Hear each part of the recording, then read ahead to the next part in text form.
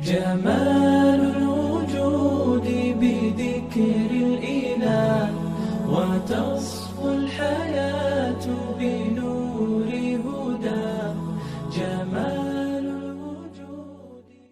Assalamualaikum warahmatullahi wabarakatuh. Teman-teman sekalian, kita bahagia bertemu kembali.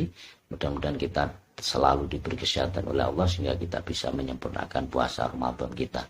Teman-teman sekalian, pada saat ini kita akan membahas satu permintaan dari beberapa teman. Nampaknya sama, beberapa yang bertanya, yakni menanyakan tentang tata cara kalkulasi zakat tijaroh. Nah, oleh sebab itu nanti kita bahas 5 segmen. Yang pertama adalah zakat tijaroh itu sendiri. Zakat tijaroh itu artinya zakat usaha, ya, perdagangan. Jadi dia harus jual beli, bisa sewa menyewa dan lain sebagainya. Itu namanya zakat tijaroh. Jadi usaha untuk taklibul mal liqasiribhin. Jadi mengolah ngalih harta untuk tujuan laba yang harus diperoleh. Nah, yang kedua adalah statnya. Jadi orang berdagang itu statnya penting untuk urusan zakat, karena zakat perdagangan itu per tahun. Jadi per tahun. Jadi salah apabila orang zakat tijaroh itu setiap mau hari raya. Tidak begitu sesungguhnya. Tapi adalah kapan dia mulai berdagang, maka dihitung 1 tahunnya itu dia dikalkulasi apakah kewajiban zakat atau tidak. Ini yang penting. Nah, kemudian uniknya zakat tijaroh itu tidak seperti emas atau menyimpan uang yang disamakan dengan emas. Dalam sisi atau dari sisi, kalau zakat uang emas itu kan harus 1 tahun penuh. Ini juga dalam keadaan 1 nisab. Jadi tidak berkurang begitu.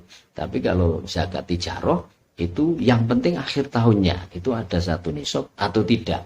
Jadi permulaannya nggak masalah. Misalnya permulaannya hanya modal 1 juta, tapi setelah 1 tahun ini menjadi 100 juta. Nah, ini kewajiban. Atau dibalik, awalnya ini 200 juta modalnya, setelah 1 tahun tinggal 2 juta, maka juga tidak kewajiban. Jadi intinya adalah di akhir tahun. Ini uniknya zakat tijaroh. Kemudian yang kedua, yang dikalkulasi apa? Yang dikalkulasi adalah 2 hal, 2 perkara. Yang pertama adalah uang yang masih dimiliki, kemudian niatnya untuk dagang. Yang kedua adalah barang dagangannya.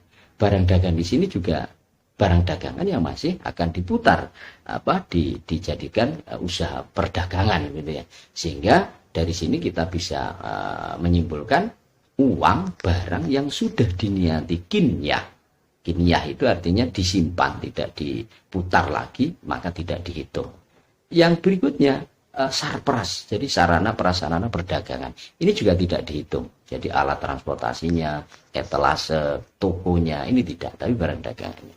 Yang berikutnya adalah 1 nisab itu berapa. Jadi 1 nisab itu berapa. 1 nisab untuk perdagangan adalah macam-macam. Kalau dalam mengaktualisasikan atau mengaplikasikan dari ukuran miskol, 20 miskol emas ke gram, ini memang bermacam-macam, tapi saya mengambil yang masyhur, yakni 85 gram emas.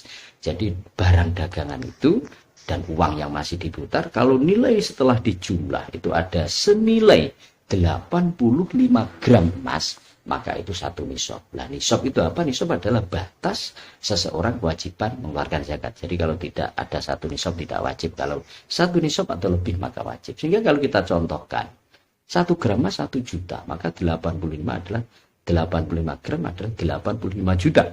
Sehingga kalau pada akhir tahun ini harta dagangannya dihitung, nilainya, uangnya ini ada 85 juta, maka dia wajib mengeluarkan zakat. Yang kelima adalah yang dikeluarkan berapa? Yang dikeluarkan adalah 2,5%. Jadi kalau setelah dihitung ini ada 100 juta begitu, maka 2,5%-nya adalah 2,5 juta ini harus dikeluarkan. Kajian berikutnya adalah diberikan kepada siapa?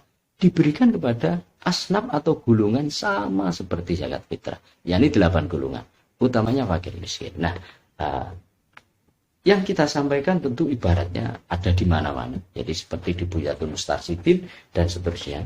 Tapi saya akan membaca sedikit saja yang ada di Fathul Qorib karangan Syekh Ibnu Qasim Al-Ghazi. Jadi di sini dijelaskan wa tuqawwamu urudut tijarah inda akhiril haul bimasturiyat bihi. Jadi barang dagang itu dikalkulasi ketika akhir tahun apakah ada satu nisab atau tidak.